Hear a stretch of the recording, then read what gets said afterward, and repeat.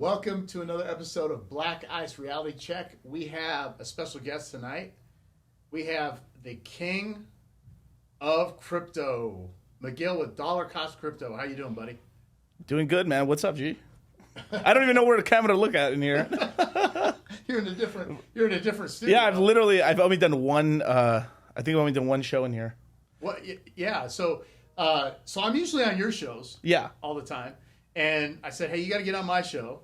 You have some good insight, definitely on crypto. Everybody was asking me after you were on the show. Yeah. They're asking me all this crypto stuff. I'm like, dude, I'm not the guy. So I have you on the show, to talk more about what you're doing, and maybe you can share with the people on the show, on the live. This is our first live, by the way. Right. So I don't know how many people we're gonna have. I don't know how to experience it, but this is my first one. You actually encouraged me to get a live going. Speaking of the mic. There we go. Duh. Okay, you actually. It's those new tropics, man. Those new tropics, man. So, anyways, again, welcome to Black Ice Reality Check. Special guest Miguel from Dollar Cost Crypto, the king of crypto, I call him, in the Southwest. The Southwest? The Southwest, or just Las Vegas. Nah, man. Let's call it the whole West Coast. The whole West Coast. The whole West Coast, man. This is the guy that has. Talk about your program. You have Dollar Cost Crypto, which is a podcast. Your business partner's Charlie, who I met the other night. Cultivate crypto. Yep. Right? Yeah. And you have a program called Citadel, the Citadel. Right. So, yeah, we have two products. We have the Citadel, which is basically a giant chat group where we helped like new and kind of people coming into the crypto space for the first time that want to learn the basics. And then from there, we have a boot camp style course called Crypto Mindset. And that's our flagship product. And we do that roughly like every 3-4 months, give or take. And through these products and services and stuff, we've helped like 12,000 people onboard into crypto, and primarily from the red pill space, actually. Wow. Which is really cool. Like, I'm proud, that's one of the proud things that me and Charlie have done is that we've helped a lot of people kind of learn how to navigate throughout the the cryptocurrency space and stuff, because like the whole ideology of the red pill is basically taking control of your life, get better, level up and stuff, ascend, right? And this is kind of why the Citadel is the same thing, because in the crypto space, there's like this there's this kind of like this story, right? It's called the Bitcoin Time Traveler. Okay. Which basically these Bitcoin guys travel back in time to stop Bitcoin from being created. Because basically the whole world runs on Bitcoin, and because Bitcoin, there's a finite supply, we go from an inflationary world to a deflationary world. So when you go to a deflationary world, people don't want to spend money anymore, because basically if I just wait, my money will be worth more. Right. So it ends up making people mentally less productive, because they don't want to do as much stuff because they're just kicking back. Basically. Wow, that's a good story. Yeah, so basically all the rich people in the world as Bitcoin starts getting going higher and higher in price, people start building these mini cities, and then it becomes like these citadels, these Tower of Babels, damn near. And the higher you are on the tower, the more wealthier you are. So it's like the Citadel. The whole joke is basically we're ascending up ascending. I like it. Yeah, I like it. That's good. There's a whole story behind everything and stuff we put a lot of time and thought into it. I mean, it's cheeky and stuff, but this is one of the kind of jokes and stuff. And as crypto has evolved, there's like more than one Citadel now. Like, it basically means that there's more than one way to get rich in crypto. So my question is, what inspired you to get into the crypto space? I mean, if I'm being honest, the gains. The gains? No, that's a good reason, right? No, it's the gains. But if I'm being honest, the first time I ever thought of even using crypto, I mean, it was because of weed, basically. Right? Yeah, I know, legitimately. Yeah, like were you sitting around one night just on the couch doing couch lock, smoking and? Well, look, people who know me know I barely smoke at all. I really don't like smoking weed. Right. But it's the cool thing to do when you're in high school. Everyone wants to do it, but but the experience, like imagine, like the experience of actually going to a dealer is actually pretty terrible for the most part. Either to get content. I mean, this is like way back in the day when it was illegal and stuff like like it's just like you would meet with shady dealers and you'd be like, dude, this is fucking freaky, bro. I don't want to be doing this shit. And that, of course, me, being a good Catholic boy, didn't want to do any of that stuff. But so I was like, you could buy it on the internet? I didn't know you could do that. Where can you do it? There's something called Silk Road. Oh, whoa! Okay. What's Silk Road? Well, you have to buy these coins, these Chuck E. Cheese tokens called Bitcoins. And I was like, okay, cool. What do you need? He's like, basically, you need a credit card, and then they take your cash, and they just give you a bunch of Bitcoin, and then you can use the Bitcoin on the website. Now, how much was the Bitcoin when you were doing this? Was it like really like? It was pretty low. It must have been $2. What? $2, maybe $3 in that range. Yeah. That blows my mind. Yeah, because like I remember, shout out to my boy Julio, but at the time, this is the way I am so passionate about teaching about like financial literacy is because at the time I didn't have a bank account at all. I came from immigrant parents, and we pretty much were a cash-based society because basically everyone was afraid of getting deported. Wow. Yeah. Yeah, definitely. Yeah, I know what you're talking about. Yeah. So we all, everyone got paid in cash. It was all cash into the cushions. Gun on the drawer. Right. So I was like, bank account. What's that? And I mean, it took me a long time before I even got myself a bank account. So I didn't have a debit card, so I couldn't interact like financially with the internet. So because of that, I was so interested in the Bitcoin thing. I just thought it was like, oh, cool. So I was like, hey, bro, here's $200. Keep 100 of it. Buy weed for yourself. I want to keep these Bitcoins, but basically he just got scared, because we were young kids and stuff at the time. I mean, this must have been like how old? We were barely 20 maybe. Wow. He was 20, he was probably like 19 or 18 and stuff. So we were just like, oh, we'll just leave it alone. And then from there, it just kind of disappeared from my thought process for like a long time. So that was it. You were like, how do I get this weed with Bitcoin? Yeah, pretty much. I mean, that was legitimately how like I first interacted. I was like, this is so cool. And I was mostly, and then my buddy Julio was mostly talking about it because he thought he could buy some sneakers on it. Like you could buy, he's a big sneakerhead. So we were like, wow, we could do some really cool stuff here because we wanted for commerce basically at the time, right? Right. And then what happened later is, it basically, I heard it just pumped $1,000. There was a hack, in Mt. Gox, which is a Magic the Gathering exchange out of Japan. So imagine like you're just some turbo dork white boy or like whatever the hell he was in Japan, and he had a website. Might have been Asian dude. I totally forgot. It's been a long time with when I read the story and stuff. But basically, the guy had a Magic the Gathering website. Decided just like, well, let me just take a form of payment, the Grant Cardone thing, take what, don't say no, right?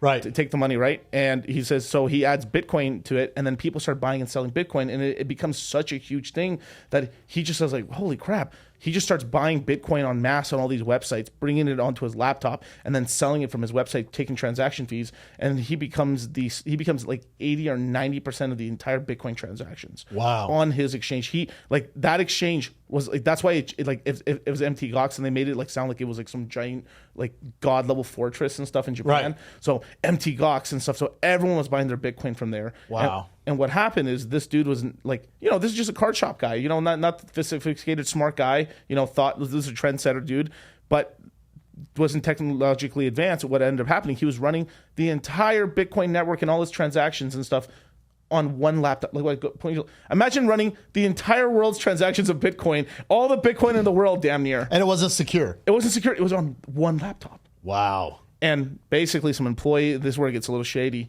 Some employees and some things going on.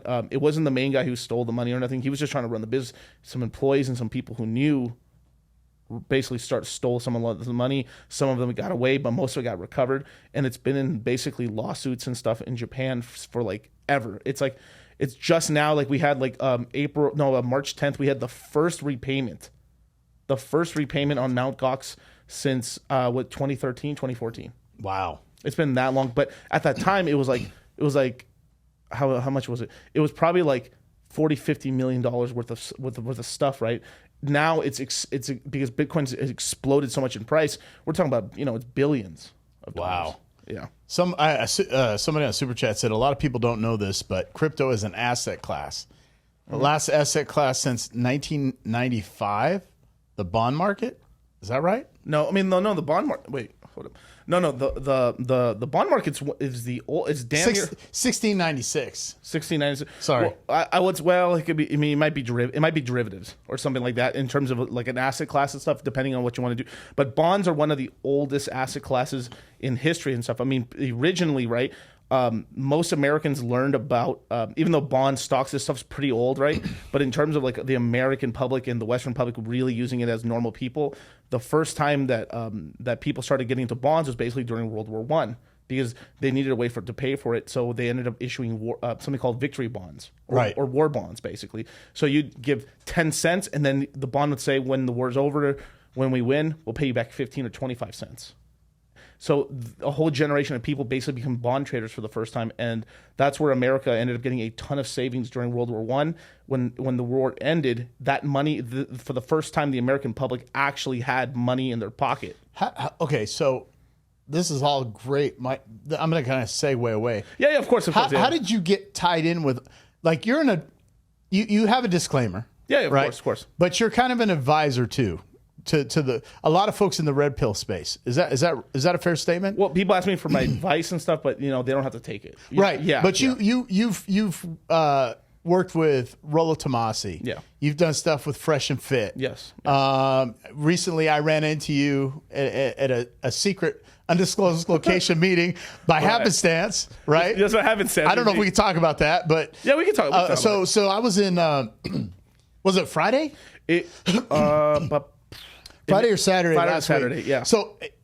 No, it was Saturday. It was Saturday. Yeah, because it was a Big Sean was playing that day. Yeah. You were supposed to meet with Fresh from Fresh and Fit. Right. That's all I knew. And I had some business meetings in my space, the technology space, because I'm a technical recruiter, basically. Until 5 a.m. Holy shit. Right, 5 a.m. What are you doing? So I'm walking through the Bellagio. And I look and I see these guys' shirt that says Rumble. Now, if you're in the red pill space or you're in the manosphere, if you will, yeah, we're all like looking at Rumble because we see some of our peers that have been kicked off of YouTube, right? And now they're on Rumble. Yeah, Sneeko Tate. The what's the guy from that? He has that Aiden Russ. That alcohol beverage. Steve will do it. Oh, Steve! Shout out to Steve will do it. Yeah, he was actually going to be there that night, except he ended up having to get on a plane or something to do another. I thought he was at the event though. He was at the event. He was going to come with us on the after. He was on the after show with us and stuff because we basically we're going to a nightclub to see Big Sean and stuff, and something he had to go somewhere basically to do an interview.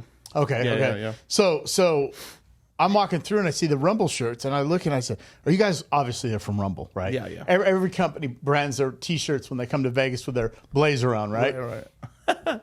And so I'm talking to these guys, and I turn around. There you are. Yep. There's Fresh and Charlie. Yeah. And I've never met Charlie or Fresh, right? Right. And I'm like looking at you like, wait a minute. And I thought, I hope they didn't think I tried to slide into a meeting. I 100% thought I was like walking through. So it was so coincidental because we've been talking about this meeting. Yeah. Right. And I wish you the best of luck. I say, hey, hope everything goes well. You get it set up. But it was just such a coincidence that we ran into each other at the Bellagio. Right. That was crazy. That's crazy. I mean, that's what happens. I mean, this is why we kind of moved here to Vegas. Is just they're the two biggest growing cities in America, regardless of like the crash in the stock market or real estate, is Las Vegas and Miami, the two biggest growth cities. Now you could say a little. There's maybe Nashville, bit as well. Yeah. What about Dallas? I think Dallas more than Austin, probably. But there's kind of these hubs, like almost like it's like almost like the Holy Cross, kind of like in terms of like how it goes. But you're getting a brain drain from like New York and what's it called, New Jersey down to Miami. You're getting a lot of, and then you're also getting a little talent there in Atlanta as well. But we're getting a ton of people just leaving Silicon Valley and leaving LA, coming to Vegas. I originally am from California, born and raised, and I just had to leave at some point just because it was just getting terrible. Well, that whole thing with Silicon Bank going under. Oh yeah, no, it's and then the government bailed them out. Yeah, well, basically. Now there's two ways. Like, we can get into some shit right here, but basically, Signature Bank, if I remember correctly, Signature Bank, it may have been Silicon Valley Bank, but I think it was Signature Bank. Signature Bank technically didn't default; they just made them go under. Like in terms of like they made Silicon Bank go under? No. Signature Bank. Because Silicon Valley Bank, I thought was the one that went under. Yeah, there was 3 or 4 banks that went under. Right. And right now, Citibank and Wells Fargo are looking shaky right now. Wow, shaky. What about Chase? Well, you want to know something crazy? Bank of America, Chase, and who is the other one? Wells Fargo. No, there's one other. No. But basically, J.P. Morgan and Bank of America are ones that really won here. A lot of people who had money in small bank accounts or in like these kind of small community banks are pulling their money and just opening Bank of America and Chase accounts. Like Chase and the Bank of America can't keep up with all the money deposits. But if you have less than 250K in there, you're still FDIC insured. Oh yeah, you're totally fine. Yeah, like the average 35-year-old's bank account's like what, $5,000 and stuff. So like everyone, you're fine with the FDIC, but it's just a sort of, but wealthy individuals and stuff are just like, whoa, because they're trying to open a ton of accounts right now. So you can keep everything below 250K. 250K, yeah. Yeah, that must be a hassle for you. It's not easy, sir. I'm international, worldwide, right on, man. Mr. Worldwide, baby. I mean, I just got back from Puerto Rico too. Oh, hey, let's talk about that. So, what's the current state of the crypto market right now? Where do you see it? It is a very interesting. Right now, we're pumping. We just recently had Bitcoin touch $26,000 again. That was awesome. We're back to 24,000. But basically, this whole debacle that happened with the banks ended up unpegging our central stablecoin, which is basically, we have a cryptocurrency that's $1, basically. Right. And we use it in order to not have to cash out into the real world, just because the banks, we in crypto, we like speed. Speed kills. We love to be able to go like that. Crypto is open 365 days a year, 7 days a week, nonstop, no holidays. It works. You can wake up in the middle of the night, like, holy shit, my girlfriend. Like, you can sell it all, like literally just like that. You can do anything you want with your money, which is like unheard of in the traditional space. But what happened recently is our USDC unpegged from $1 and went down to as low as 84 cents. Wow. And that shook the confidence of, the whole market. But basically because of at the same time when the unpegging happened, we also had the bank closures happening. So the banks were really being slow. So at the same time, you couldn't, if let's just say I wanted to sell my Bitcoin on Coinbase, get into cash and send it to Chase or send it to this, you couldn't do it. So a lot of people, so what ended up happening is that the whole market decided, if I can't exit the market, I'm the buy. So a lot of people who had their cash on the side decided, fuck it, I'm buying. They hit the green button. So Bitcoin and Ethereum just went like this. Boom, Bitcoin up 14, wow. 15%. Hex, basically any communities that have, any coins that have a lot of like community members and are actually still very active did extremely well. Hex basically in the span of, it almost went up 50, 60% in like 3 days, which is incredible. Wow. We went from like 5.3 cents to like, I think we peaked somewhere around like 8.6, 8.9 cents, which for some people that doesn't seem like a lot, but you got to understand, you have $100,000 in Hex as an example, right? And it goes from 5 cents to 8 cents. You have somewhere between $40,000 to $60,000 in gains within 3 days. That's significant. What about like the next 5 to 10 years? How do you think crypto is going to evolve in terms of society in the mainstream average Joe? Average Joe. Do you think crypto is going to be a normal part of their life? As far as usability, government crypto, etc. It's going to be more normalized. It's going to be more normalized. Like basically, the average person is pretty much going to be so you've seen a lot of people who buy you have kids or something, and they buy like these Roblox like packs, or they spend like, Dad, can I use your credit card? I want to buy $100 like little loot box and stuff. Right. Like you're gonna have more of that sort of stuff, but be cryptotized. So you're gonna have more cryptocurrency games. In the next 5 to 6 years, we are going to have a Federal Reserve central bank digital currency, the Fed dollar. Just today it was announced that the Federal Reserve now has just opened up an instant payments platform. Wow.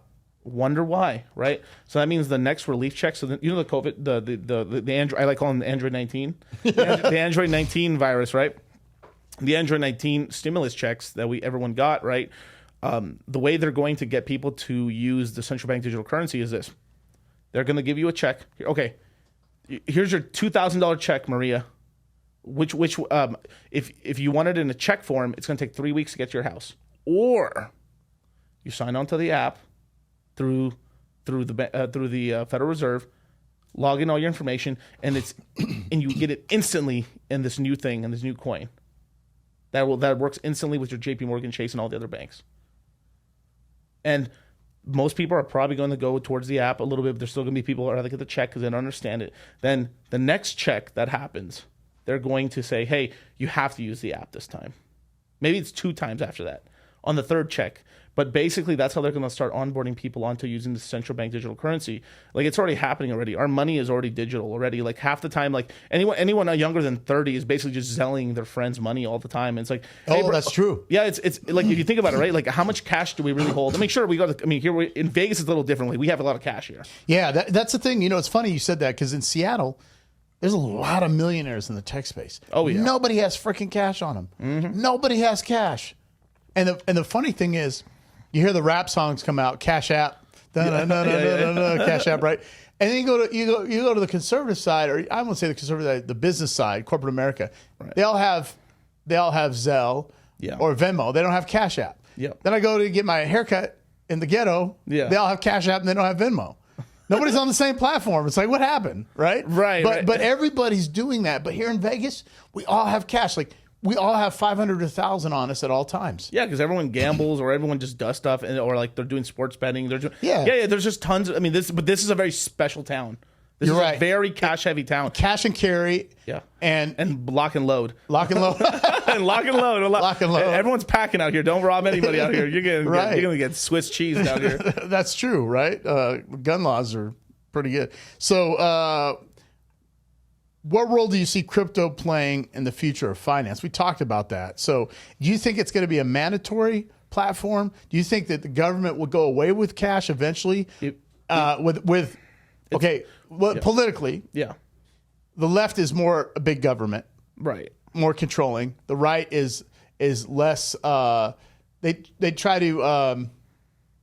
They try not to be. They try to open up the gates more, right? Yeah. But do you see the office going right in the next election? How is that going to affect crypto? Is that going to be a blessing for crypto? Is it going to make it? So okay.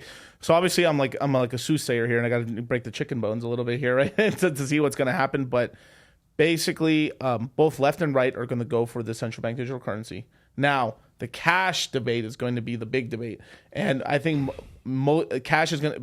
Most of the times they try to get rid. They're going to try, like China. Even China still hasn't gotten rid of a lot of their physical cash, but they're trying to, right? So it's gonna be a really hard fought battle. It's basically going to be the new. It's going to be the new sort of gun debate, damn near in America. Wow, yeah, and the Republicans and a lot of. I mean, some people on the left. It's all about regulations, right? Yeah. The right's going to try to deregulate a little bit. The left's going to regulate more. Yeah. But I don't see cash going away. What do you think? 10 years it'll go away? No. If it does go it'll get phased out in 20. How's it going to affect the service industry? Basically, they'll know everything about your business to be able to get taxed on everything. So there's going to be two economies. There's going to be the central bank digital currency, and there's going to be the crypto side. Oh, that's it. So do you think? Okay, let me ask you this: could I, if it, let's say, it just went digital? Yeah. And I got bottle service Sure. Can I tip through crypto instead of the banking system? You could do both. You could to avoid the taxes? Because these people live off tips. I mean, we all know, let's just call it the way it is. We all know that most of these people don't claim all their tips. No, you would. No. Not now. You are like, bro. People, are good, God-fearing Americans right here. And, we all pay our taxes, our fair share. You guys. Yeah, okay, but you know what I mean, right? They're living off the tips, right? Yeah, cash and carry town, right? Right. So it's like now, if it's using the little I'll just use the cup. If they're using the little like scanner thing at the thing, the tax is already charged whether you're paying in crypto or cash. But if someone privately pulls out their little wallet, there's no tax on that. So like, let's just say like, can you exchange from person to person? Oh yeah, you can do that right. Like all this, you can do it right now. Like I can send you like $1 million in 30 seconds. Okay, I'm waiting. Let me get my wallet. Yeah, get your Ethereum wallet out. What Ethereum wallet? It's like, is that really Ethereum? Is that a percentage? No, I remember buying Ethereum, man, back 2016, and I had to sell it. Oh no. Yeah, dude, that was such a good buy. Like back in the day, like things are so much simpler because most people in the world were not onboarded into crypto. All you had to have done in 2016, 2017, download Coinbase. I did. Coinbase only had three coins at the time: Bitcoin, Litecoin, Ethereum. That's it. Yeah. And that's all you had to do. Literally, if that's all you did, you just bought those three, damn, you did well. I'd be set for life. Yeah, well, if you came in with some cash, especially like this is the benefit to people like to like anyone who's like 30 plus. that was in crypto at the time because they were more established and had money. When you're younger, you're 24, 25, maybe 21. You don't have as much cap. You believe it 100%. I bought a fair amount. I was buying a lot, and then I got in a situation where there was a hiccup. I don't know what it was in the economy. There was a questionable. See, the tech space is very volatile. Right. No, I believe that. I mean, you should have seen what happened when that Silicon Bank went under. That one is crazy. 50% of all fucking tech startups banked at that bank. And I'm in the startup space. So everybody kind of, hey, hold up. And then they got funded again. And then today I had calls with intellectual property, patent companies, in the startup space, right? But that was on hold because that affected everybody, right? In the startup space, right? All their funding got held up and everything. Yeah, I mean, and then a lot of them, but basically, look, they're trying to blame all this. The bank run's basically trying to be pivoted on the networks because it started with a crypto crash. Right. It wasn't. It was a loss of confidence in the Silicon Valley Bank, which was a startup thing, and you can almost blame Peter Thiel on that.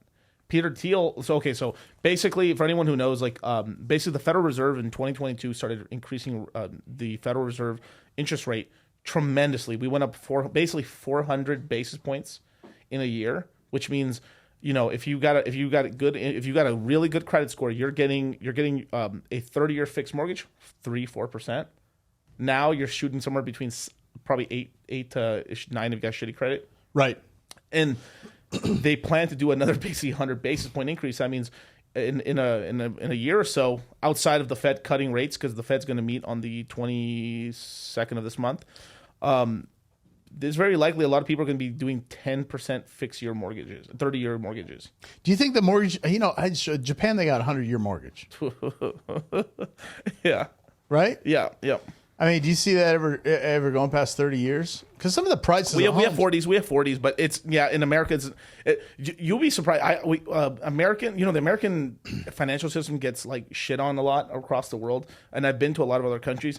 Dude, other countries' financial systems are horrible. It's like these fools are throwing stones at their they're throwing stones at our glass house when they live in glass houses too. The United States is say whatever you want about America, but our real estate system is damn near better than almost every other real estate system around the world. Most other people, they have adjustable rate mortgages on everything, or they have 10-year things, or in China, you only own it for 100 or 60 years and you have to give it back to the state. So there's no generational wealth with property over in China. No, they're communists. They're commies, and so they're semi-commies basically, right? They're social commies. They're social commies. They're economical commies or whatever, right? I mean, they believe a little bit. They basically what they figured out, it's basically there still is a ruling king class. They're just hiding it under basically their version of democracy, which is communism. But they're like, okay, you know what? Our lives would be better if we actually gave the peasant class a little bit of freedom, let them believe that they're working for something, and then they'll create a much better world for us, so we can take whatever we want from them.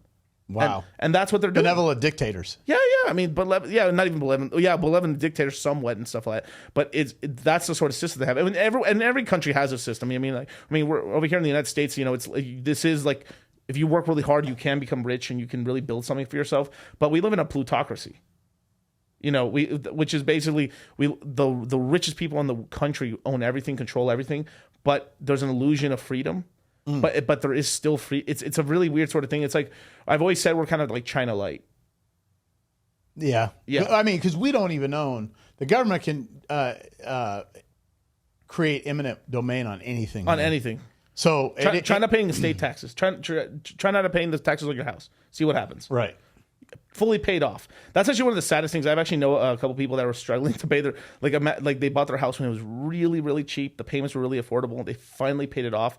It got readjusted to the current price. The property tax. Yeah, because they basically if you don't get your house reappraised or anything, it's still the property tax, everything is still based on the price when you bought it. Right. So they were paying nothing, and then what happens is when they pay the house off, it gets reevaluated, and then or one of the ways they trick a lot of people too is this is pretty sad is hey, you have so much money inside of your house right now, why don't you pull money out? Some people can do that if they're a little more sophisticated and they have places to invest money, but they go to a lot of these poor towns and stuff like that, and they say, well, these people have a ton of equity in their house because they're not doing anything. Let's get them to refinance, bump that up. But anytime you refinance, you have to reappraise the property.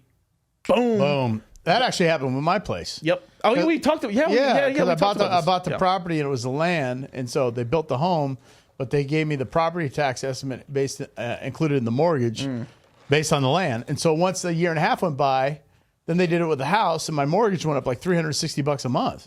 I learned something from you from the new, like getting a brand new property. I did not know they did I didn't that know, shit. and I'm sure, like you said, we talked about, they probably disclose that in all the paperwork. Nobody reads all that stuff. They're like signing away before they change their mind and want more paperwork from me, right? Because every 5 minutes, the lender's calling. Yeah. Shout out to the lender, though, Scott Moran, right? Good guy, but, they needed paperwork. They needed more verification. And you're like, okay, am I going to get the house or not get the house? I'm an S-Corp, self-employed.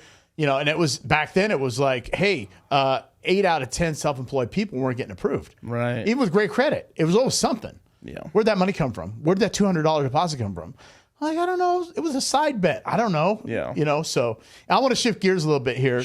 But before I do that, anyone that's watching this live and or pre-recorded podcast, make sure you subscribe to Dollar Cost Crypto. Miguel has so much insight. He's like the Rain Man of this stuff. He reminds me of like a Ben Shapiro on steroids, right? Like, so much. You're a walking wealth of knowledge. I don't know what you do or what you're eating, but I'm taking that nootropic. Yeah, my nootropic. Holy shit, that shit is hitting on cylinders right now, man. I got a new product coming out. He's taking it. We're going to see, but as you can see, it works. Bro, I feel like I didn't take mine before the podcast. I took it earlier, but dude, I took 2 of those pills right now, man. I feel like I'm like, boom, man. Like, no, seriously. I would like to see you, Ben Shapiro, Jordan Peterson, all in the same podcast, talking about economics, talking about crypto. You guys would the internet would break. I think it'd be a great conversation. I just think that I like Ben Shapiro a lot. The thing is like when guys are really good at arguments or debate, they make everything a debate instead of just being a discussion or like trading of ideas. Good point. It stopped. Like if me and Jordan Peterson were talking, it would actually be a conversation. I could oh, well, you're right. I didn't think about it. Like, maybe I'm being an asshole about that. Versus if I had Ben Shapiro on, and I really like Ben Shapiro. I feel like if I had a conversation with him, and if it was if it was not recorded, we'd have a much more relaxed conversation. But because it's camera, everyone turns themselves up a little bit when they're on camera. If it's live, holy shit, I got to be. Well, I would want to go on a live debate with those guys, right? But it's the sort of thing, when you're a hammer, everything's a fucking nail. Well, they're savants. Yeah. Somewhat. I think, honestly, there's idiots. Are you calling me an idiot savant? I'm calling you Rain Man. Right. There's a lot of queens in the deck.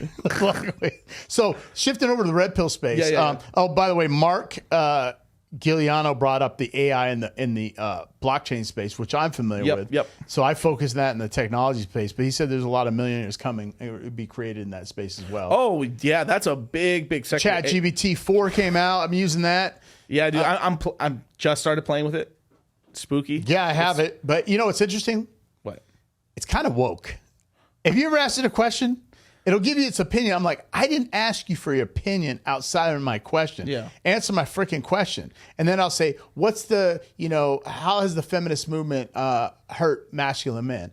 And then it's like, it'll give you this woke answer, and then it'll give you their thoughts. Yeah. And then it'll say, just so you know, it could be deemed offensive. And I'm like, I didn't ask for your opinion on this. Right. So every question I ask it always gives me Where its was opinion. it created?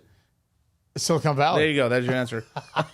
So going in the red pill space, yeah, a successful high value man yourself, if you were in the open dating market and you were dating, what do you feel you and other high value men that you associate with, what do they look for in a woman? Because I have a lot of gals on the show, and I get this typical response. I just did a reel about the majority. The general rule, not the exception. There's always an exception in the rule. Yeah, there's always exceptions. Right? But what are your thoughts on what are the key components you're looking for if you're as a multimillionaire, if you're on the market dating, what would you look for in a woman? I mean, outside, of course, looks, and everyone has a bit of personal preference, whether they like some. I mean, you can't say this shit, but some people are looking for some race or whatever, or ethnicity or culture and stuff. Oh, yeah. But it is, I would say the culture one's more. It's got a meld there and stuff. But at the end of the day, if you find someone that you really like, looks wise and everything beautiful, but then from there, it has a lot to do with like personality and just being agreeable. Do you care so much about their money versus their support? I do not give a single fuck about their money.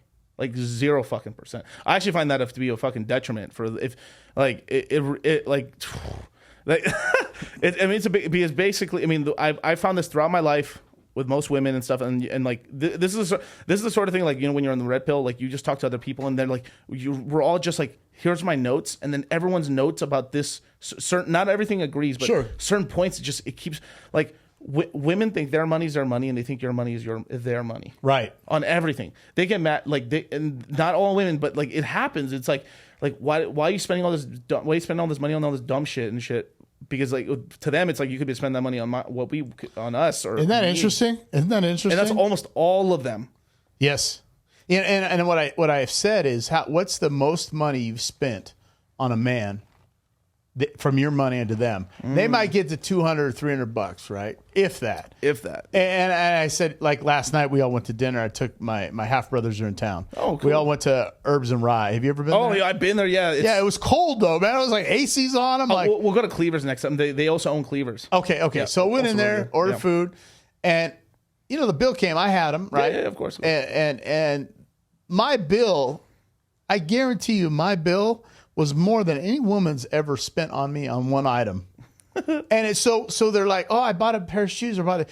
And I, to be honest, I never asked for their money. I never needed their money. I never asked them to contribute. Right. So if I'm living with someone and the amount of money you're making or I'm making, I'm already paying for everything. Yeah. So I'm not interested in their money. I need compassion. I need empathy. I need somebody there for me to support me, to kind of push me and elevate, ascend, help me ascend. Right, like you say, right? The Citadel. The Citadel, yeah. That sounds like a novella. The Citadel. Hola, traen tricolor. That's like over to Telemundo. Come on. No, but the thing is, like, now I don't want to be all like this sort of thing. Like in the red pill, a lot of guys are just like it's 100% this, but there always is shades of gray. Absolutely, there's always shades. Absolutely. I mean, I remember a time when I was I was homeless at one point. And stuff, and I lived out of a girlfriend's car. Wow. Yeah, for 4 months. Yeah, we both lived out of her car, out of a 2006 Dodge Charger red, like a red one. But because she sacrificed for you, yeah, that shows so much loyalty. Right. So that's your ride or die, right? Yeah. We've both been there, man. It's like, man, this person. There was some times where like I said 2 weeks ago, the market hiccups. And I'm like, uh-oh. And then you just see your money going away, and that person doesn't freak out, and they're there for you. Hey, you'll turn it around. Hey, you'll make that money again or whatever, right? Yeah. So you know what I'm talking about? No, yeah, and that's when it has to do with like personality, and then also the respect level towards you. Like if she respects you as a man to lead them and stuff. That's all you want, right? As a man, you want respect, right? You want respect. And this is what the one thing I tell to all my students and stuff. Anyone who asks, of course, they have to ask me. Like if they're asking my advice, I will give it, right? But something I tell them is like if your girl, like I can only talk to the financial sense. If your girl doesn't trust you with the finances, get the fuck out of the relationship. Right after that, if she is like nitpicking you, why are you putting money into this? Why are you doing this? Why are you putting money? Why are you buying crypto? Why are you buying stocks? Why are you putting all the money into this real estate? Leave her right there, because it's only going to be more and more trouble. Because you have two. It's a team sport, and you've got one person rowing in the opposite direction. You can't do that. You can't do that. That boat's rocking. Yeah, you have to have like every relationship that I've ever been, they've trusted me 1,000% with the finances. But that's a responsibility. But that's a responsibility I wanted, right? And and I've found success with that and stuff. And that's one of the biggest things I can tell people when it comes to finance. Now, you should if you really do care about the person, you're with the person for a long time, disclose things to them and stuff like. But it is. I do tell students sometimes like, hey, when things are down, hey, just don't mention it. Right. Like you're not as emotional as they are. Right. Because what ends up happening with the women, what ends up happening is if you start telling them every single time you take an L. Because it's going to happen. This is the life of hard knocks. Like it's not always like rocket ships and green candles and shit. Sometimes it's like red. You're down in the dumps taking L's, man, and it's just you have to wait it out and stuff. You're on the ropes, just waiting, bobbing and weaving, You're doing the Ollie shuffle. Yeah, doing the Ollie shuffle. Yeah, waiting for them to tire out so you can start striking. You know, like and charging up like your cash flow into dry powder in order to like have an opportunity. A lot, a lot of times, like as long as things just appear good and stuff, and I'm not saying outright lie. Like if you guys are really you're about to lose the house, hey, you got to be for real, right? But versus like, oh, portfolio is down 50% in crypto, that's normal. Just FYI. No, in equities, that's holy shit. No, I went down. My portfolio went down 75%. Yeah. And it was like, like we're not taking that private plane this time.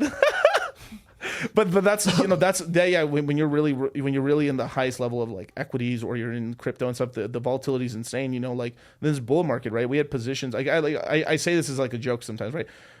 There's a coin, right? It's gonna be ridiculous. It's called like was it Rainbow Token or something like that? It's basically it's a video game token about it's a GameFi token and stuff. It's basically like a unicorn game thing or whatever, right? But some people were backing it as just a small position. I was like, all right, put 25,000 into it, right?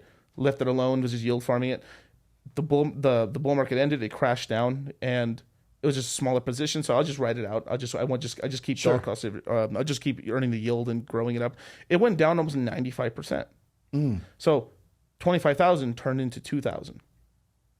You didn't say anything. No, I mean, well, that's just, it was a small position for me, but imagine I just bring it up as an example. It hasn't died. It's actually came back now. The position's at 5,000 again, but it's the sort of thing when I'm trying to tell people like that's the level of volatility in this game, and you have to be ready for it and stuff. But the thing with big down means big up. That's funny because the Super Bowl, I lost money.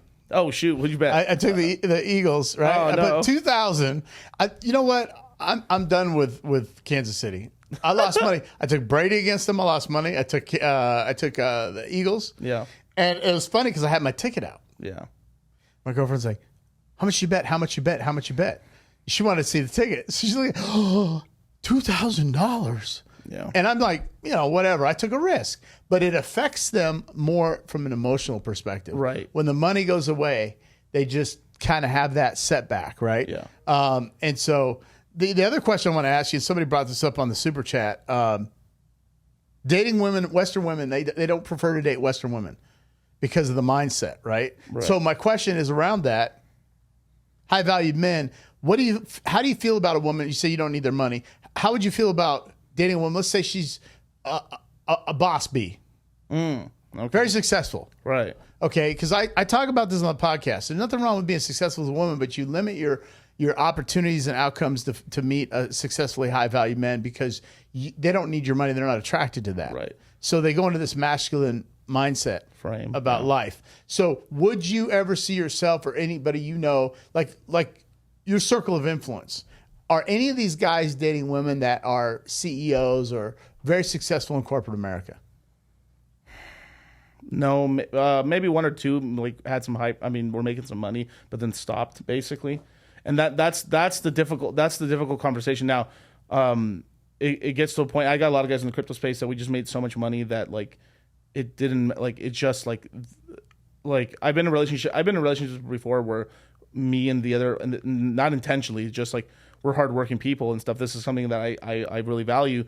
That we're just competing against, like it just ends up happening. Like, wow, I started making 100,000. Boom, she started making 100,000. I like, wow, dude, I did 300 this year. Boom, she started making 2. It was like this competition and stuff. And then, but this is like not like a normal thing. What typically ends up happening is, eventually, like there's either got to be a conversation, or this is why a lot of people aren't having kids as well. Is that you guys never had that conversation of like, hey, baby, you got to tone it down. Are we ever gonna have kids? Like right, because you don't want a daycare raising your kids. Right. You definitely don't want to have your kids in public school now. Right. They may end up, identify as a dog, right? It might, like God, Emperor of Dune. Right. No, and I'm not picking on any certain class of people or I'm trying to be all inclusive here, but at the same time, I don't trust the teachers. Oh no! I mean that's big. The big problem in schools right now is that 80%. I mean, like I saw a statistic. There's 14% male teachers versus what is that? I mean, like it's just insane. Like 86% female. Like it's all female teachers. Like it should, like schools at the very least, I mean, like should be 50-50 or at least a little bit extra. I mean, it doesn't have to be 50-50, but it's kind of this crazy. We're having an entire generation of children just taught by women. That's not normal. You would if this was tribal society and stuff, you'd have the girls with the girls, the guys with the guys, but you still have intermingling. People would learn from everybody. The whole tribe would teach the tribe. But it wouldn't just be all females. Isn't that like a feminist equal opportunity moment here where they're like, oh, they're all about equal opportunity. But if we bring that up, it's a bad thing. Right. Right? Because then they say, well, they're the minority when and bring up male nurses. You'll see how there's a ton. Now hospitals can't get enough of male nurses. But just because they're physically strong, they can lift patients up and stuff like that, and they can handle certain situations because some patients get out of control and they need. Wow. It happens. Yeah, like there's crazies in the hospital. Like it happens. That's crazy. Right, but a lot of female nurses get actually pretty pissed off how quickly male nurses get hired over female nurses. It's opposite. It's like 99% females and it's like 1% guys. So the guys come in. If I just became a male nurse today, boom. I get hired anywhere in the entire United States. I get hired anywhere. Do you speak Tagalog? No, I'm sorry. Who was that? Filipino? No. It's a joke. Oh. Okay, every hospital you go to, everybody's Filipino. Oh. So Tagalog's the language. Visaya or Ilocano or Tagalog. That shit went so over my head. Dude, come on, bro. That's your cousins, man. They got invaded by the Spaniards too. The Spaniards, yeah. Shout out to all the Jose's out there. No. That's the Pepe moment. Hit it. Yeah, no, just kidding. Every time you do that, now I'm like, where's my Pepe? I'm a short. So I love doing that long Pepe thing when I'm like by myself. But sometimes when I have guests, I'm gonna make a shortened version, like 10 seconds instead of 30 seconds and stuff. Just then you're sitting there like, what do we talk about next, right? Yeah, but I like using it like because I've once I've had guests on a couple times that are like. They're like, oh, okay, thank God. They're trying to catch their like, okay, what are we going to talk about next? Like, there's almost like a group huddle for a second, and then like, yeah, it goes. So I'm going to go back to this crypto. What advice would you give someone who is interested in getting into the crypto space? Get in. Basically, start the way you would start right now is go learn about. So there's a website called CoinGecko. CoinGecko, you can have it on your mobile, put it in the bookmarks on your phone. And basically, it will show you the prices of Bitcoin, Ethereum, and all the top cryptocurrencies. Okay. CoinGecko. Then from there, I would go on to Coinbase and open an account with Coinbase. Then go open an account at Kraken. Now, these are going to be your two main exchanges. Where's Kraken based out of? If I remember right, it was here. I originally thought it was Canada, but actually, I think it's based out of Wyoming. If I remember correctly. Okay. Yeah, so they're both U.S.-based ones. Coinbase is the best place, right? But the thing is one thing that I teach our students all the time is that we treat exchanges and these sort of companies like you're dating girls or you're like spinning plates. You want to have as many as possible because they're tools, basically, in this context for the exchanges. That you put your money in, you get the coins, you pull them out into your custody. The problem is that everyone comes from the traditional space where everyone's so used to the middleman. Imagine they're used to the banking. Yeah, you're used to the banking. You have anyone under 35 is just using Robinhood, right? You ever think in your head like this is so crazy to think like of course it's not going to happen, but you ever think to yourself like, fuck, I've got my entire life savings on this one fucking app. I got all my life. Imagine there's no hack and it can't disappear, and they give you your stocks back and stuff. There's multiple databases. But think about that, like how crazy that is. Like I have for somebody that's like under 35, having like $40,000, $80,000 in equities. That's their entire life savings in there. It's out in like $5,000 that they have in the bank account. Can you imagine if one day, like in crypto, right, just having all your money in one place? It's gone. It could disappear.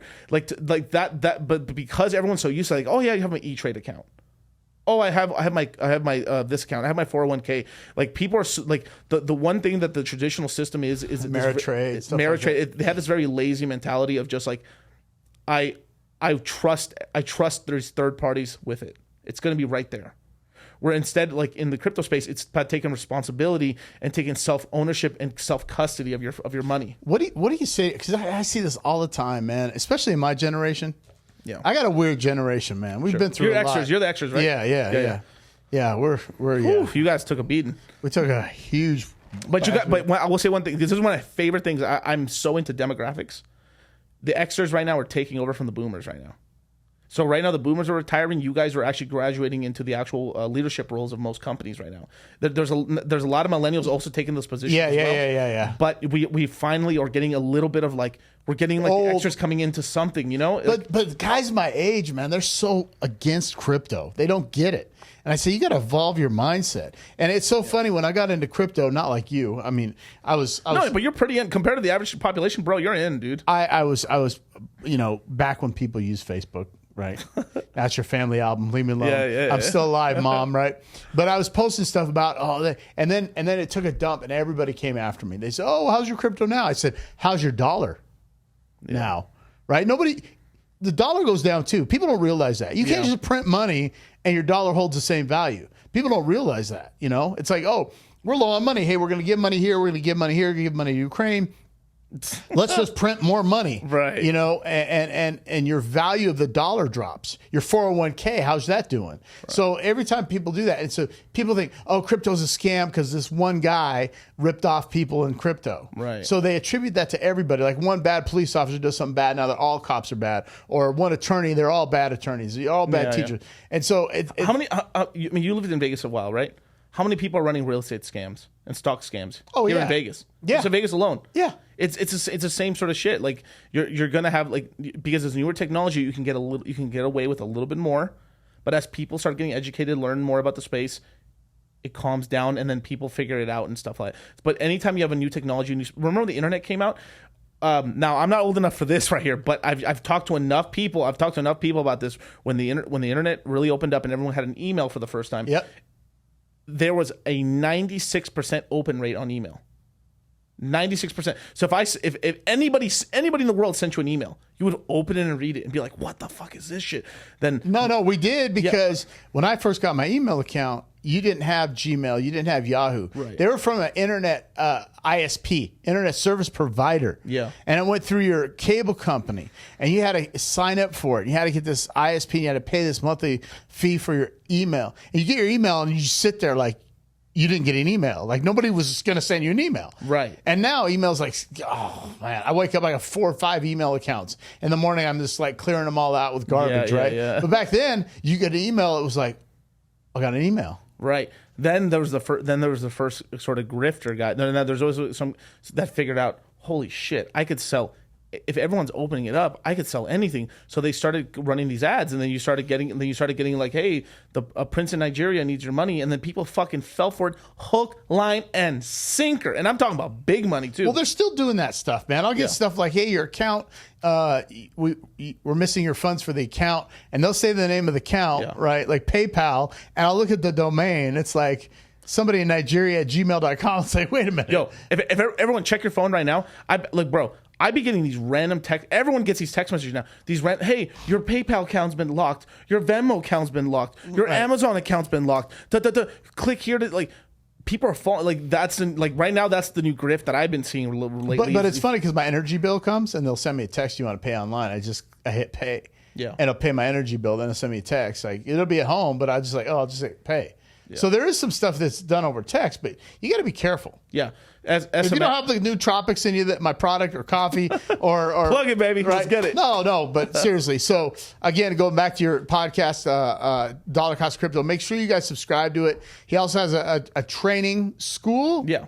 Called the Citadel. Yep. I encourage you to look at that. Aren't you guys doing another session or training session coming up? We're thinking about maybe starting enrollment for it in April. This is actually going to be a special one because we the last one we did was in November, and basically what ended up happening is that we knew that the bottom of the market was basically in right there. Right. So we decided, hey, you guys, we're going to extend this one for like as long as we possibly can.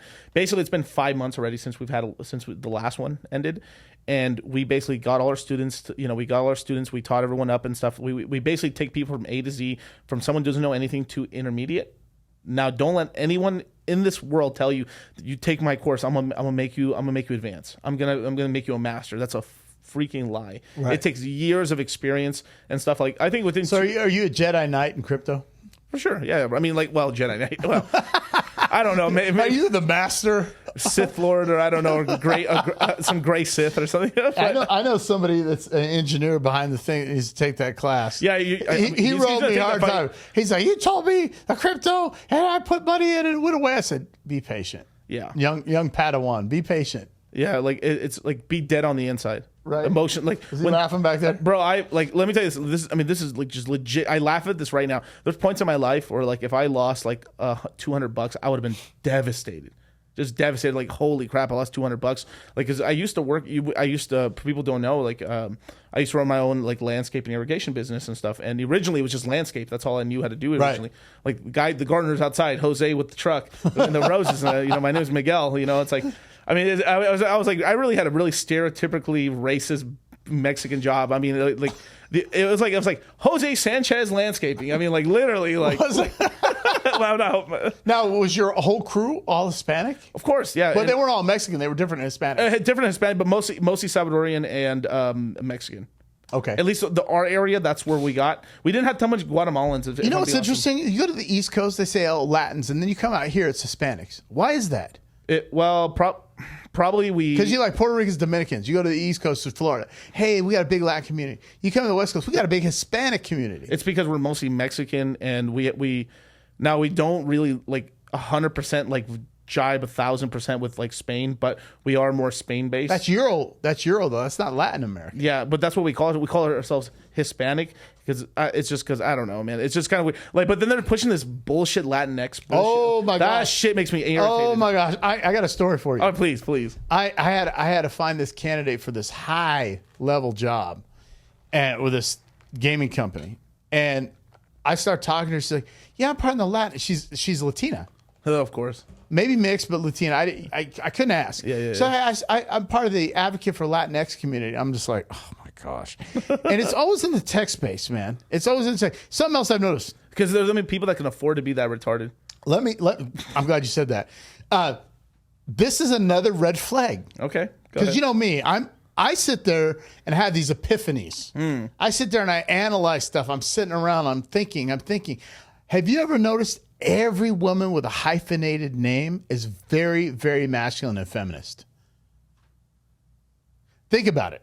Anybody you've dealt with that has a hyphenated name, the woman generally does not want to give up their maiden name to the marriage. They want to keep it. Right. They'll say some kind of stuff like, oh, it's tradition. I want to keep my family name. When you marry your husband, you're supposed to give up your family and go to your husband and use his last name. So everybody in corporate America that I've dealt with, because I deal a lot with HR. Right. It's predominantly women. Okay. Very woke. And every time I look at a client, I deal with the C-level individuals and HR. I interact with the C-suite, which is CEOs, CFOs, chief revenue officers, blah, blah, blah, and then the VPs. Okay. Anytime I look at a client and anyone in HR has a hyphenated name and I got to deal with them, I won't take that client. Smart. They're very masculine. It's always about women, the anti-man. And it's like, I don't know. That's a trend I've noticed along with the cats and the horoscope, right? No, that horoscope shit is real, bro. They always bring it up without fail. Yeah. And so that science journal of medicine, science publication said that a lot of people that believe, not women, a lot of people that believe in horoscopes have low IQs and are predominantly narcissistic. I did a podcast on that. You wouldn't believe the amount of hated DMs I got and angel numbers. Yeah. And then I started correlating that with they all have cats and they're all single. Yeah. Magic, right? It's a recipe. So it's that we got to invest in Meow Mix, right? Meow Mix. Hey, can we make a Meow Mix coin? What's the deal? Oh, no, we definitely can. I mean, RC20, baby. So, and I brought this up last time. You didn't divulge it. What's up with the coin situation, man? For what? You. Oh, well, look.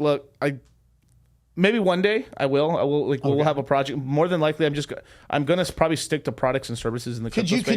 Would you ever think about going and getting investors and creating a decentralized platform that allows multiple platforms to interact through a transaction, super information highway? Am I talking crazy? No, you're not talking crazy. I mean, we can make it right now. It's not even like a question. We can make it right. The problem is that if you don't do everything like this, you can't be in the States. This is the big problem. Right? Like imagine this shit. Imagine in the early 2000s when you had the tech boom, whether people think it's like a horse shit or not. Imagine the amount of innovation you've stifled by having like. Imagine you're in college, right? You're about to graduate college and you're going to start. You want to go into tech, right? You're about to start your own company. Then if you start your own company, you're going to go to jail. You're going to get in big trouble. You might serve some jail time. You might pay a huge penalty. You got to shut your whole business down. Just imagine how could have happened to the United States from the 90s to to now in terms of technology if we had actually adopted those sort of things. That's what's going on right now, is that I can have a products and service business, so it means I can make an exchange, I can do education, there's all these workarounds, but the actual thing of actually making a coin or adding some sort of feature like that, it is like frowned upon, and it's really setting back the United States tremendously. And I'm actually a little worried, like if I'm being for real. I mean, like right now, we're like Saudi Arabia and you're having Japan and South Korea actually openly starting to support cryptocurrencies now. The United States is falling behind. It's not too late. We can always turn around. We're the trendsetters, man. We're the cool kids. Anything we say goes. If we think something's cool, it's cool.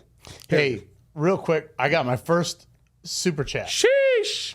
Pepe, play it. Do the music. You have to cut me off. KG, thank you, man. First super chat ever. Yeah. Thank you. He made a comment. I'm gonna grab my old man glasses here. I can't read it. He said, "Great job, guys. Just as a joke, my family is German American. Sprechen Sie Deutsch? Sprechen Sie kleine Deutsch, by the way. And when I get asked my horoscope, I tell them my horoscope is German steel."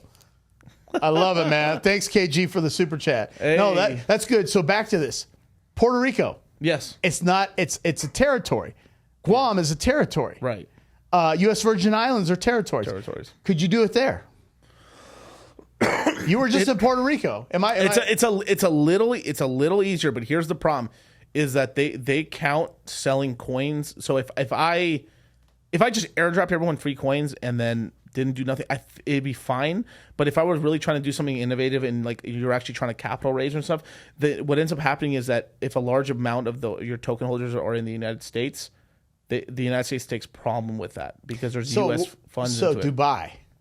Dubai is really the main with that. Dubai, like the reason, and like even Andrew Tate was trying to get to Dubai is because not diplomatic immunity, but you couldn't be extradited from that country. Once you're in, you're safe. So in Brazil, yes, if you go to Brazil and you have a child or a woman gets pregnant by you in Brazil, okay, you cannot be extradited. What? No, you can't be extradited. So let's say you went to Brazil and you're doing evading. Yeah, I'm not promoting this, by the way, guys.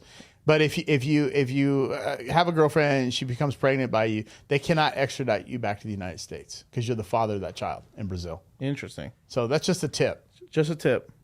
No, we're good. We're good. Thank you, Ben. So back to that. So can I ask you what you were doing in Puerto Rico? Yeah, we have business there. We have employees in Puerto Rico and stuff. Yeah, it would to help us manage. So we have a couple guys, some family members, and some other people that live down there in Puerto Rico. They work for the company. And then all right, so I got a free place to stay. Actually, yeah, not wrong. Is it on the beach? And yeah, we're setting. I mean, one thing that we're actually setting up right now. I mean, I guess I'll say it here and stuff. We are making a crypto tax service. What? Yeah, we're making a crypto tax service, and we're going to have different suite of products and stuff. But one of the products we are going to have is more of a for people who want to really hands-on someone actually really helping them with it. It is a pretty rare. It's a pretty hard thing. Like crypto taxes is so extremely difficult. Like even I have trouble doing them. Really? I know crypto very well, and it takes a long time, and it's not easy at all. Coinly, like if you guys Coinly, it's with the K.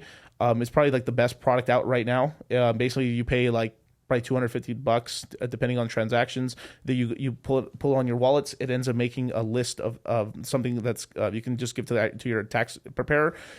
Most tax preparers in the United States bro. Oh my god, you would spend so much money on your taxes if you actually told them to go through your wallets to figure out. They couldn't even do it. So you have to have all these third-party have my taxes and then I have my crypto taxes. I have to do my own crypto taxes, and then once I finish them, I have to give them to my tax preparer. Oh my god! With my resume, like that's basically I'm doing taxes twice a year. No, I'm in the same boat with the S corp. I'm sitting there. My tax guy's like, "Did you get your IRS PIN?" I'm like, "PIN code." Yeah. I didn't get this PIN. I went online to get it. He goes, "Here's the PIN code." He goes, "No, what year is this for?" I'm like, "What year?" I can't even get my taxes submitted from last year because the PIN code issue. Hey, by the way. It's funny. I swear I got all your subscribers. All these crypto guys. XRP Army. Shout out to a boy. KG just got another super chat. Yeah. Okay.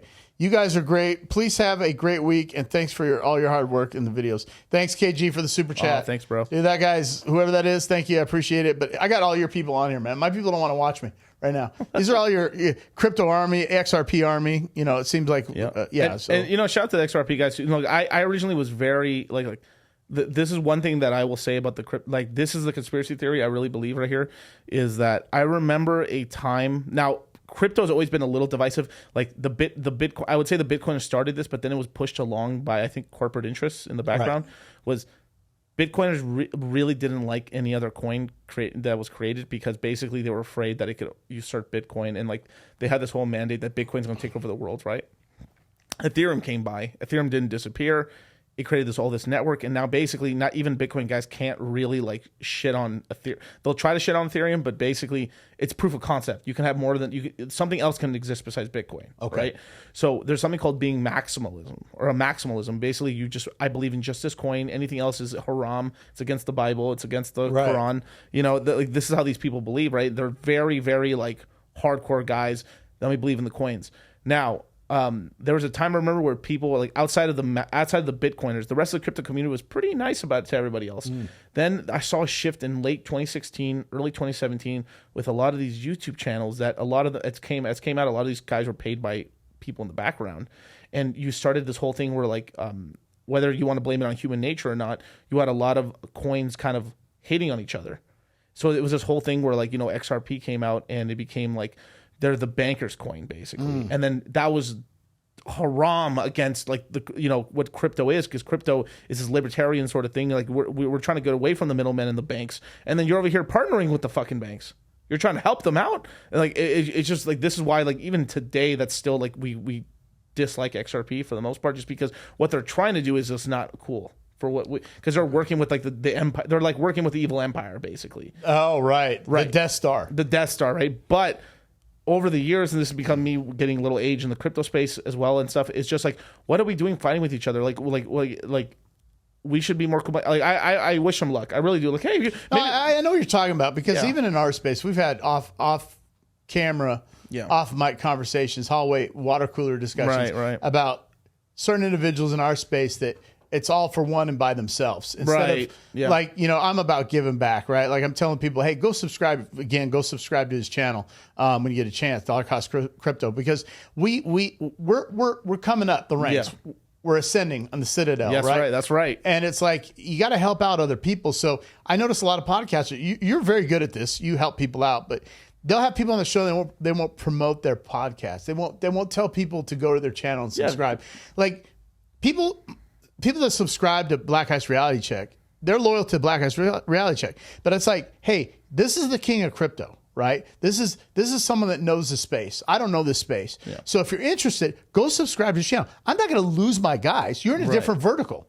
You know, and the more arrows in the quiver that you have as an individual, a man, especially in this market, or even a woman, it just helps you overall long term. Yeah. And why wouldn't you share the love? I never understood people being selfish about going out and helping people. Right. You know what I mean? Yeah, and it's just a scarcity mindset. Now, you also do have to be careful who you associate yourself with. Yes. There is wolves in sheep's clothing and stuff like that. There could be somebody in your sector that just is trying to fuck you up. So you have to be really careful and stuff like that. I mean, you saw I don't want to mention names now and stuff, but there's people that attacked Fresh and Fit, that Fresh and Fit was being cool with them, and then they're the ones that struck first. Wow. A lot of stuff that happened to Fresh and Fit, why like there was all this big stuff, was not because Fresh and Fit, it was because other guys.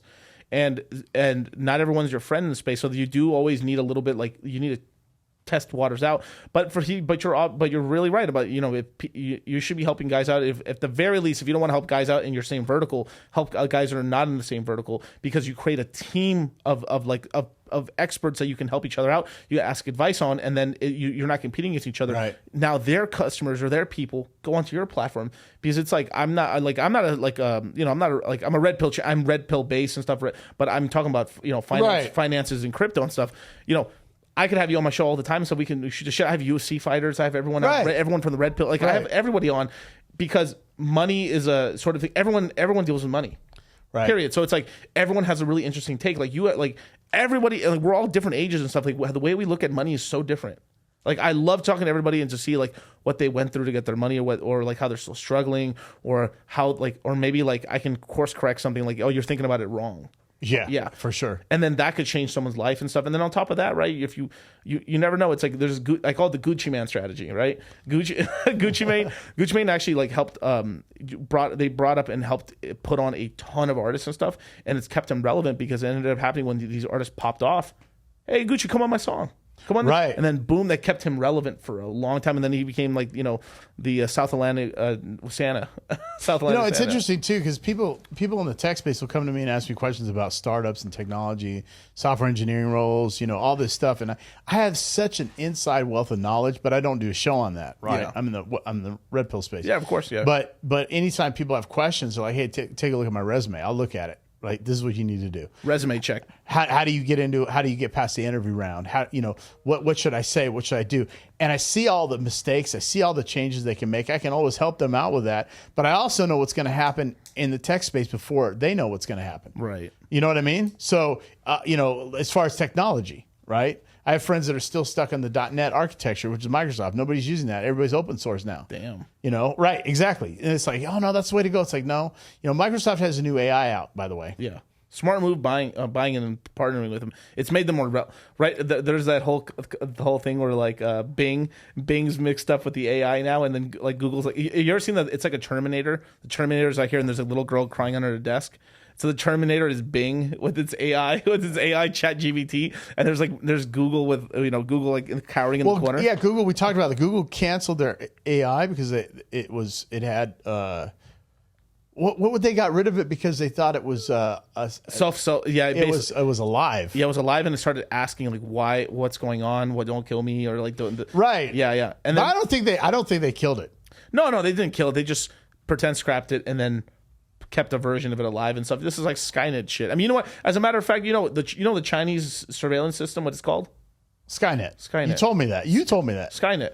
I mean, it's just crazy. Like, that's why I tell people, like, I know movies are bullshit, but for the most part, it's programming. It's programming to get us used to it. It's like, they're trying to fuck you and they're trying to get you lubed up for the fucking. I'm gonna give everybody listening to this. Ready for this? Go for it. I'm older. The first Blade Runner that came out. Okay. Go watch that movie with technology. Star Trek, Geordi had an iPad before iPads were out. All this stuff that you see in movies, like you said, all that gives people that, like the Elon Musks of the world, the Jeff Bezos, people that have that insight and that are driven in technology, it gives them the power to brainstorm and create these products. And a lot of them have watched it going, I wonder if I could get a device like this that I could communicate with. Right. The old Star Trek, right? Before cell phones were around. It was clanky, but it was a proof of concept. Yeah, we had the flip phone. Remember the transporter or whatever? The Spock would flip open the thing. Right. And then we had the old flip phones. Right. You were a kid. I used to sell those things. Yeah. I was selling mobile phones. Yeah, I mean, we had a Razor. I had a Razor. No, this is before the Razor, man. The plastic ones. Well, I know the plastic one. I mean, I didn't have the Nokia. I was selling the Gordon Gekko brick phones. Jesus Christ. The Gordon Gekko phone. You talking about the limo Wall phones? Street. The limo phone? Yeah. The big mobile phones, right? The Motorola, right? And the people spend $1,800 a month on it. Yeah. I sold those things. Now they're boat anchors. Damn, son. So, anyways, man, you got any other questions for me? Are you good to go, or are you? No. I mean, I've got some interesting. When I had you on my show, I think one of the most interesting things, like you could tell that like someone has experience and stuff just because of this. I asked you to give a couple points on, the resume check, how people have these top mistakes they do in the resumes. Oh, we did talk about that. Yeah, we did. Yeah, we talked because you're like a walking robot, bro. Are you sure you're human? Oh well, I don't know. How do you remember that stuff? Spurgeon. I'm using my black pill powers. Terminator. Yeah, actually, like just one tangent off of that. I even a lot of people in the red pill space make fun of like the black pillars. I find them extremely useful. Now, elaborate. I'll elaborate. Like, I think some of the highest IQ people are in the whole manosphere space, because whether the black pillars want to believe it or not, they're in the space or not. Most black pillars want to not be black pillars. They kind of want to escape, but they just feel like they can't escape. But these are some very high intellectual son of a motherfuckers. If you actually watch some of their videos, it's like these are all the reasons why I'm a loser.